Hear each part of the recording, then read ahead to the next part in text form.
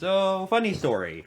As of recording this, Tales from the Pizza Pucks #4, Submechanophobia, has released. I've already finished it in one day, and I'm only now recording the third story of Somniphobia, and I still have to do the epilogue.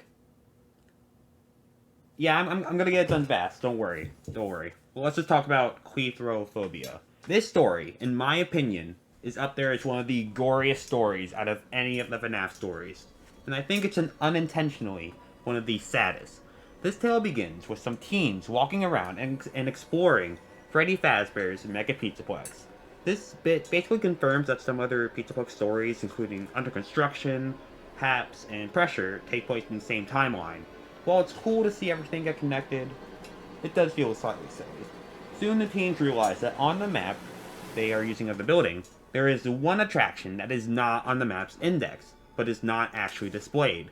Ballora's Fitness and Flex. Then, the story apparently goes back 5 months prior. I was already interested, as this is a unique format that hasn't actually been done in the series before, if I remember correctly. Now, 5 months earlier, Grady, our main protagonist, is working as a technician for the Mega Pizzaplex, currently under construction. Grady is a 28-year-old guy who loves junk food, hates exercise, and most importantly, has Cleithrophobia, the fear of being stuck.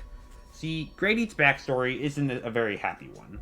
When he was 5 years old, his parents were out taking dance classes, and Grady was left with a babysitter who apparently brought her boyfriend with her on the job. The boyfriend locks Grady in a closet under the guise of playing hide and seek, while he and the babysitter go out to have seek some fun times, as they say in the story.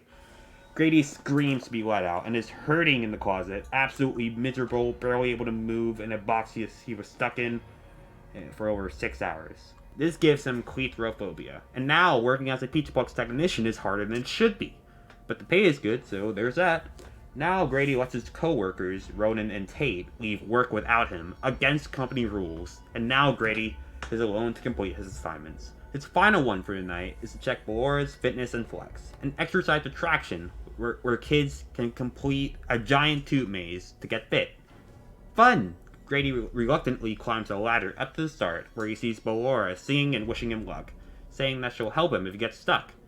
Hey, that rhymes. Disgusted, Grady completes 1/3 of the maze with ease, but in the second third, the tubes get more narrow, and Grady gets stuck.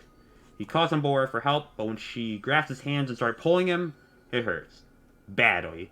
It feels like Grady's arms might actually pop out of their sockets. Finally, Grady is set free at the second checkpoint, with one more third to go. Grady initially wanted to just stay there until his coworkers return in the morning, but he realizes that people will laugh at him for being too large to make it through the fitness center, and this pushes him to continue. At first, he's able to manage, but the tubes get even more narrow. Grady, once again, gets stuck. He's crying and breathing heavily, but decides that he needs to stay there. He chooses to not call for Ballora, as he doesn't want to be injured even more. But then, he thinks of a horrifying thought. Ballora could arrive to help without even being called. Sure enough, Ballora appears, required to help everyone who gets stuck, and, against Grady's desperate protests, pulls him through the tubes once more. Grady's arms dislocate, and Ballora crushes his fingers as well as his forearms. Ballora's sharp metal hands stab one of Grady's eyes, and he vomits all over the tubes, and then he slides through the vomit, and he's in agony, and it's just not a very fun experience. Why was I clapping? Around this time, Ronan and Tate come back to the Pizzaplex after forgetting Ronan's house keys. They decide to check on Grady, but are horrified to see his mangled body, bloody and beaten, and stretched to at least twice his size throughout the tubes. Oh yeah, and Grady's somehow still alive. Clearly, not only was Ballora not properly programmed, but Fazbear Entertainment must have known that someone would get hurt in those tubes, and just wanted to be sure. Ronan wants to get help, but Tate stops him, saying that they broke the rules by leaving Grady alone, and he would get fired from a very well-paying job over someone who would likely die anyways. Tate convinces Ronan to leave Grady, and the two walk out. Geez, why do all the protagonists in this book have sucky friends? Or co-workers? As Grady watches the two men leave, he accepts Ballora as his company as he dies, with the robot getting ready to give him one last tug. I was spoiled about the fate of Grady on the internet before reading, and I knew that he would die, but I certainly did not know it would be in such a gruesome fashion. I actually felt a little queasy reading those last few pages. What makes it even worse is that I actually really like Grady. He kinda reminds me of Hudson from the FNAF Fright story, What We Found, in terms of both backstory and actions. Like, he loves video games, of course I think he's cool. I felt bad for him when I read about how he tamed his phobia. I felt really bad for him when I read about just how miserable he was in those last few pages.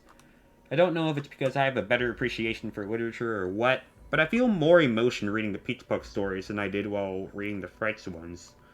Also, while I did say that the beginning was kind of silly, I still liked how it tied together a lot of the Peach Book stories so far.